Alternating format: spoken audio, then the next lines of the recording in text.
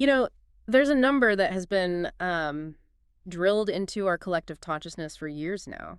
When it comes to mastering a skill, I mean. Oh, right. You're talking about the 10,000 hours rule. Exactly, 10,000 hours. Malcolm Gladwell really popularized it, building on the rigorous research of psychologist Anders Ericsson. Yeah, the basic premise that if you want to be truly exceptional at something like playing the violin or writing complex code, you just need 10,000 hours of sustained engagement with difficulty. Right, you have to repeatedly, relentlessly push yourself right to the very edge of your own capabilities.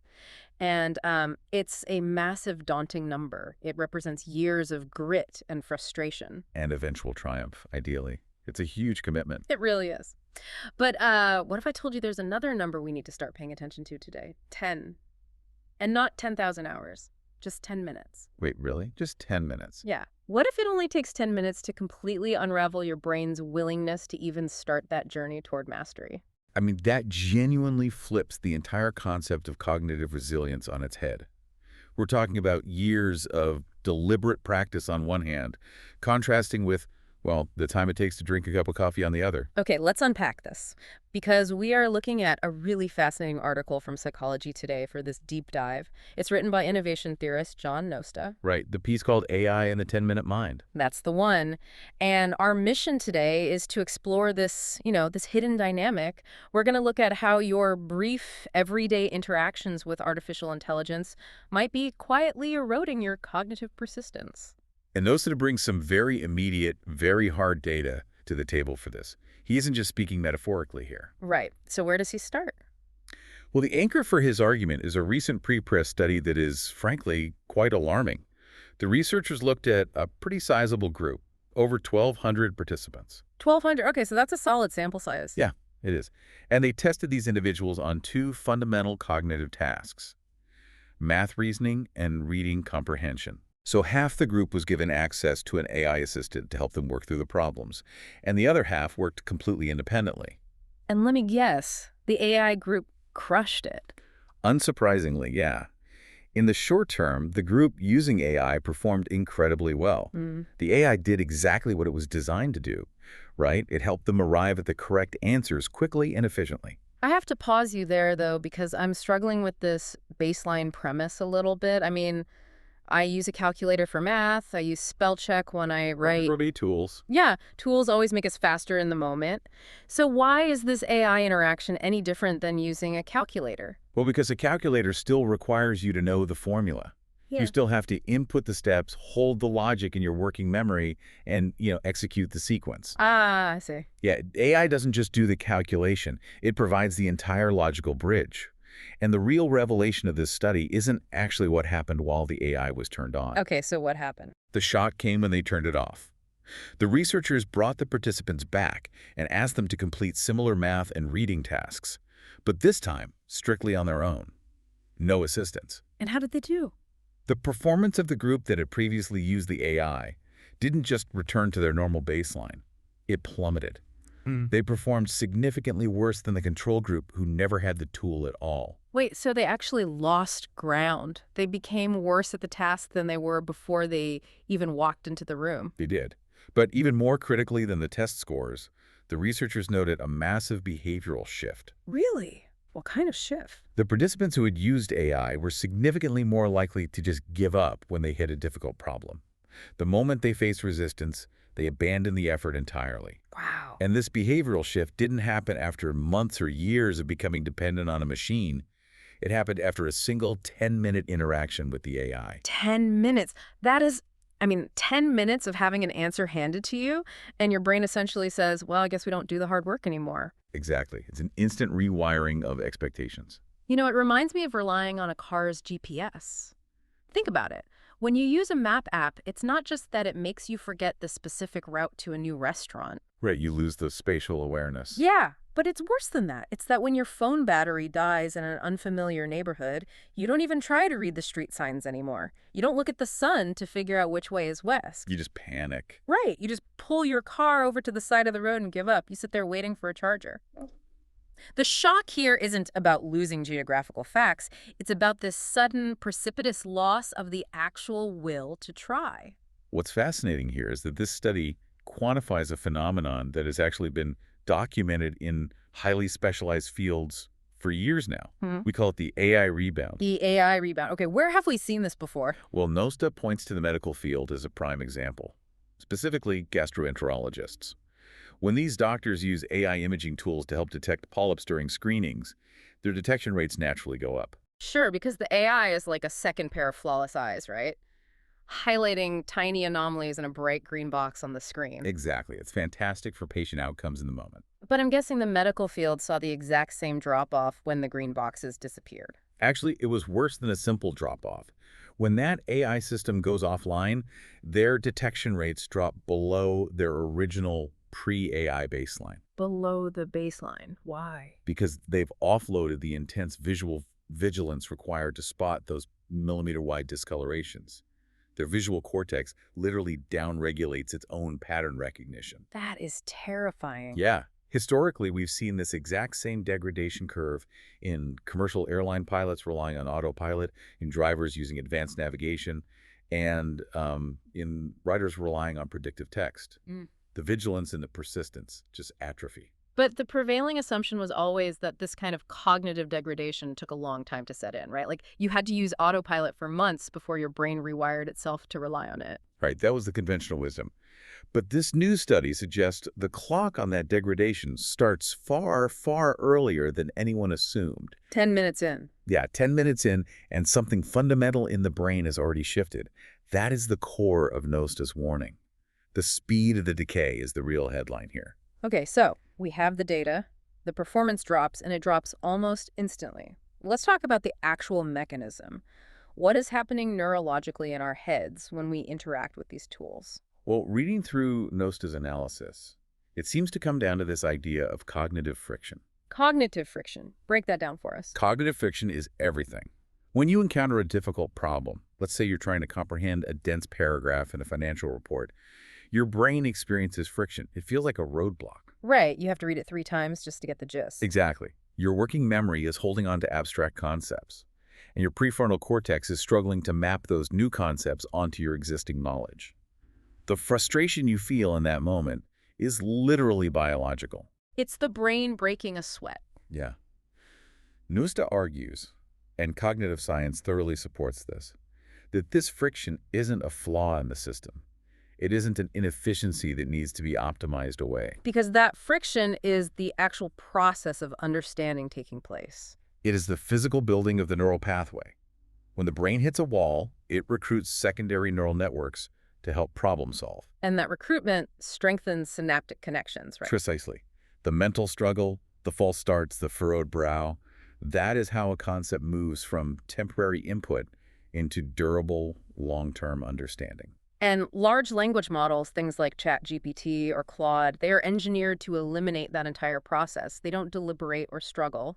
No, they don't recruit secondary networks. They just resolve the prompt instantly. Right. When you type a complex prompt into an LLM, you don't see it weigh options, feel doubt, or hit a dead end. It just generates a highly polished, incredibly confident stream of text in seconds. And when we consume that text, we bypass our own neural recruiting phase entirely.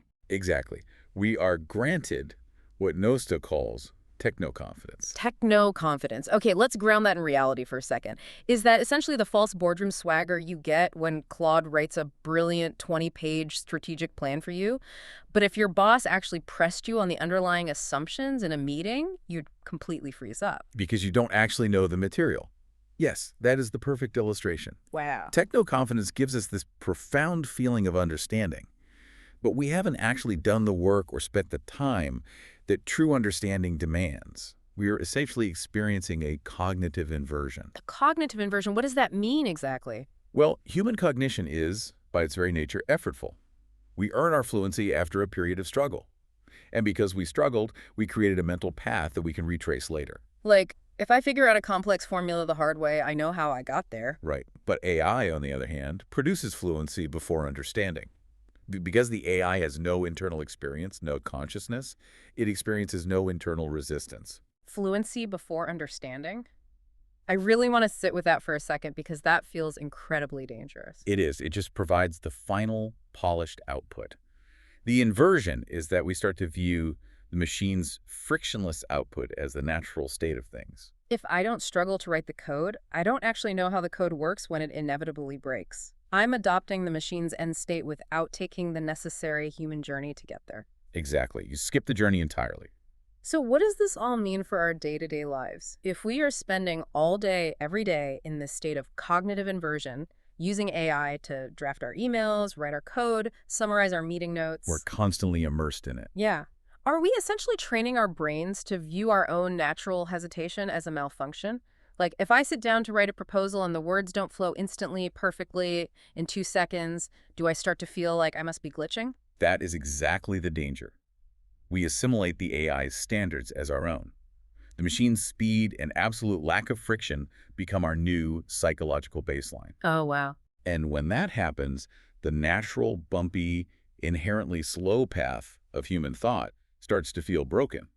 We start to interpret our own cognitive friction as inefficiency. And what do humans do when they encounter something they perceive as an inefficiency? They try to avoid it. They look for a shortcut. Which brings us right back to the participants in this study just giving up after 10 minutes. If difficulty is a malfunction, you don't push through it. You just stop. You know, I was thinking about this earlier. How many times have I sat down to write an important email, struggled for maybe 30 seconds to find the right opening sentence, and then just dumped bullet points into an AI to let it guess what I wanted to say? It's so tempting to just offload it. It really is. I never actually formulated the thought. I just let the machine hallucinate my intentions because I couldn't tolerate the 30 seconds of friction. It's a profound shift in how we handle intellectual discomfort. And to fully grasp what we are losing, we have to redefine what persistence actually is. Okay, how so? Well, we tend to culturally view persistence as a personality trait. Like, you're either a gritty person or you aren't. You're born with it or you're not. Right, like it's genetic. Yeah, but in cognitive psychology, persistence is understood as a practice. It is a muscle. It is the trained, deliberate willingness to stay in the middle of a problem when the answer isn't handy. The capacity to sit with the discomfort of not knowing. Exactly. And the borrowed certainty from the AI starves that cognitive muscle. Yeah. A mind needs something to push against in order to grow. Here's where it gets really interesting, because if you're listening to this, you're probably someone who loves diving deep into a topic. You value gaining knowledge. Absolutely. And you probably rely on AI tools to learn faster, to summarize dense articles, to get to the aha moment quicker. But based on this psychology, AI might actually be acting like a robot that lifts the weights for you at the gym. That's a great way to picture it. Right. You go to the gym, you strap into the machine, and the robot perfectly executes a 300-pound bench press on your behalf. The reps get done flawlessly. The bar moves up and down. But your muscles aren't doing anything. Exactly. Your cognitive persistence, your ability to sit with a complex problem, it's literally atrophying because you didn't bear the weight. You get the result of the workout, but absolutely none of the biological adaptation. It's like hiring someone to eat your broccoli for you and then wondering why you aren't getting any healthier. Yes, perfect. And if the answer always arrives the second you ask for it, you lose practice with the experience of not having the answer. Nusta references some of the most renowned psychologists in history to drive this point home, actually, starting with Mihaly Csikszentmihalyi. Oh, the flow guy. He famously coined the concept of flow. Right, that state of deep, effortless absorption in a task. We all chase that feeling. It's when you look up and suddenly 3 hours have passed. Yeah, but flow doesn't happen in a frictionless void. Csikszentmihalyi found that flow lives specifically right on the edge of chaos and difficulty. Okay, so it requires a challenge. Exactly. Think about a programmer writing an intricate piece of software. The flow state is triggered by the bug in the code, the 45 minutes of tracing the logic, the intense focus, and then the immense rush of dopamine when it finally compiles perfectly. It requires a challenge that perfectly stretches your current skill level. Exactly. If an AI coding assistant simply fixes the bug in 2 seconds, there is no dopamine rush. There is no flow. You just move on to the next ticket. The task becomes a chore rather than an engaging challenge. I mean, if a video game is too easy, you don't achieve flow. You just get incredibly bored and put the controller down. AI is essentially playing the game on easy mode for us. Nosta also points to Abraham Maslow and his concept of peak experiences, those moments of highest happiness and fulfillment, the profound aha moments. Maslow noted that these experiences almost never arrive via a simple paved path. They arrive after a laborious, often painful climb. The joy of the summit is intrinsically linked to the exhaustion of the hike. Which connects directly back to our original point about 10,000 hours and Anders Ericsson's deliberate practice.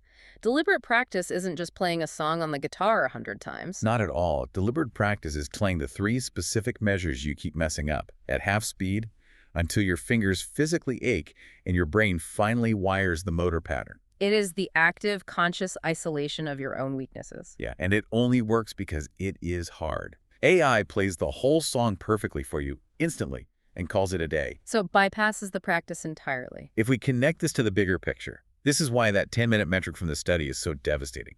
10 minutes of relying on frictionless AI doesn't just stand in contrast to the 10,000 hours required for human mastery. It actively destroys the psychological preconditions that make those 10,000 hours possible to endure in the first place. Exactly.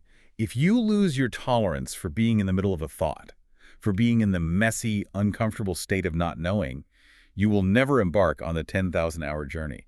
You will quit at hour 1. Because hour one is entirely made of friction. You have to be willing to be bad at something before you can be good at it. The absolute foundation of mastery is the ability to tolerate the discomfort of incompetence. AI, in its default mode, offers an immediate, irresistible escape hatch from that discomfort. So we need to pull all of this together. We've gone from a 1,200-person study showing rapid cognitive decline through the neurology of how our brains build synaptic pathways through struggle, all the way to the erosion of human persistence. And the depth of the aha moment. Right. So what is the actual takeaway here? I want to be clear that Nosta isn't saying artificial intelligence is inherently evil or that we need to throw our laptops in the ocean and go back to typewriters. No, not at all. AI is an incredibly powerful tool. Right. But it's entirely about how we position ourselves in relation to that tool. It is about active versus passive engagement. If we use AI actively as a sparring partner, as a provocation to challenge our assumptions or to explore angles we hadn't considered, it can absolutely push our thinking further than we could go alone. Like asking an AI to critique your argument. Exactly, which actually creates more friction and forces you to defend your logic. But the danger lies in the default mode. The default mode of every single one of these tools is optimized for one thing: frictionless completion. Yes, the tech companies want to give you the answer as smoothly as possible so you keep using the product. And if we passively accept that frictionless completion day in and day out, we are quietly starving our minds of the very struggle required to grow. We're trading our long-term cognitive capacity for short-term convenience. There's a great line in the article: "The mind that never stumbles doesn't grow. It just waits for the next answer." That is such a powerful line. The mind that never stumbles just waits for the next answer. So here is a challenge for you today. Notice your own friction. That's a great exercise. When you are reading a complex report or trying to articulate a difficult thought in a document, and you feel that overwhelming urge to just dump it into a chatbot, to clean it up or summarize it, pause. Just sit there for 30 seconds. Just sit with the discomfort. Recognize that the frustration you are feeling isn't a glitch in your system. It's the feeling of your brain actually working. It's the feeling of those synaptic connections recruiting new pathways. It's the feeling of your persistence muscle being exercised. Exactly. Embrace that friction rather than outsourcing it immediately. This raises an important question, actually. One that expands beyond just our individual habits or how we write our emails. What's that? Well, if our collective tolerance for being in the middle of thinking recedes across the board, if everyone, everywhere, from doctors to engineers to policymakers, starts giving up after 10 minutes of friction, what happens to society's ability to solve truly unprecedented problems? Wow. Yeah. I'm talking about the complex, messy, chaotic crises that an AI hasn't already been trained on. Hmm. If we lose the internal capacity to struggle, do we ultimately lose the capacity to innovate entirely? That is a chilling thought to leave on, and it brings us right back to where we started.